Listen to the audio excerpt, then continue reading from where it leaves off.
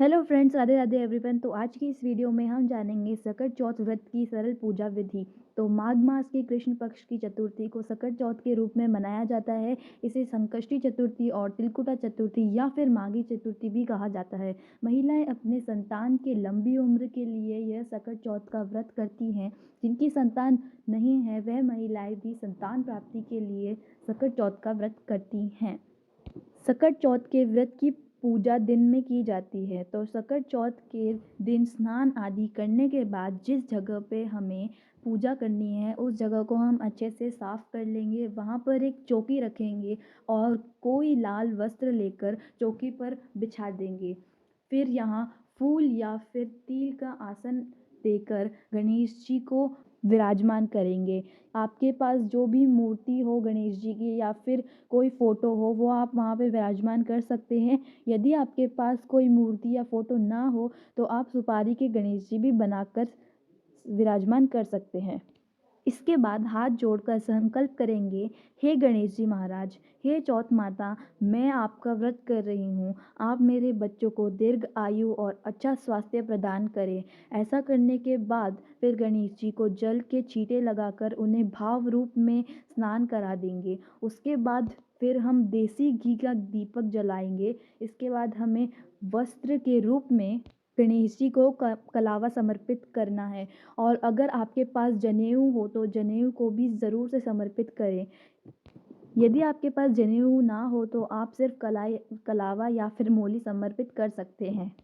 फिर हम गणेश जी को रोली से तिलक करेंगे, दीपक को भी तिलक करेंगे और तिलक के ऊपर हम तिल समर्पित करेंगे और तिलक के ऊपर तिल समर्पित करेंगे।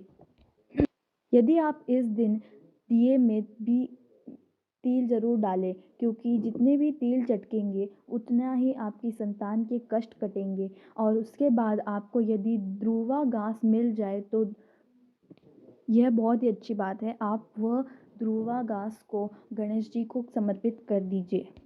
और हो सके तो लाल रंग का कोई भी फूल या फिर लाल रंग का ना हो तो कोई भी रंग का फूल आप गणेश जी को समर्पित कर सकते हैं। फिर इसके बाद हमें तिल को समर्पित करना होता है। तो इसमें तिल को भून के कूट के उसमें मीठा और थोड़ा घी मिलाकर तिलकुट बनता है। और इसके बाद हम तिल समर्पित करके फिर हम जल समर्पित कर देंगे और फिर दक्षिणा साथ ही चौथ माता के लिए साड़ी और सुहाग का सामान समर्पित कर देंगे। इसके बाद हम कथा सुनेंगे। तो अपने हाथों में थोड़े से तिल लेकर फिर हम सकट व्रत की कथा सुनेंगे। कथा सुनने के बाद थोड़े तिल दिए में, थोड़े गणेश जी को और थोड़े लोटे के जल में समर्पित कर देंगे।